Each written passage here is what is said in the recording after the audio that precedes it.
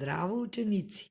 Се надевам дека на овој начин 2 пати во неделата ќе ви помогнам при совладувањето на материјалот по математика за 8 деление, кој поради настанатата ситуација мора на некој начин да се совлада. За секоја нејаснотија можете да ми се обратите во групата.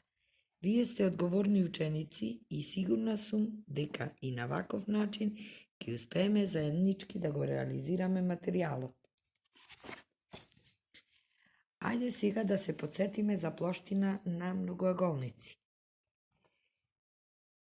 Треба многоаголникот да се подели на повеќе многоаголници за кои е веќе позната формулата за одредување плоштина. Се одредуваат плоштините на фигурите и се собираат. Таков е примерот од задача 9 на страна 157 од учебник и примерот задача 312 страна 89 од збирката. Сето тоа решено и објаснето е доставено преку фотографија.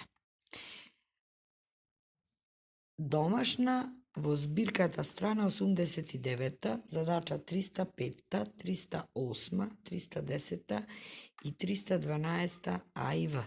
Задачите да се решат до понеделник и да се испратат решенијата. Понеделник очекувајте други задолженија. Како што гледате, на задача 9 од учебникот, фигурата е поделена на 5 фигури и за секоја од фигурите треба да се пресмета плоштина. Фигурата е поделена на 2 правоаголни триаголници, 2 правоаголни трапези и 1 разностран триаголник. Познавајќи ги формулите за овие фигури, како што се гледа во примерот, може да се одредат плоштините, а комплетната плоштина на фигурата се одредува со збирот на плоштините. Додека на задачата 312 од страна 89 од збирката треба да се одреди плоштината на обоената фигура.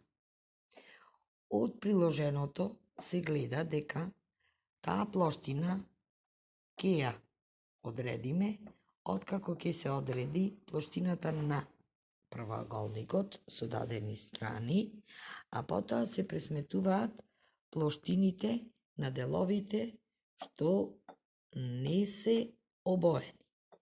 На крајот од плоштината на правоаголникот, кога ќе се одземе плоштината на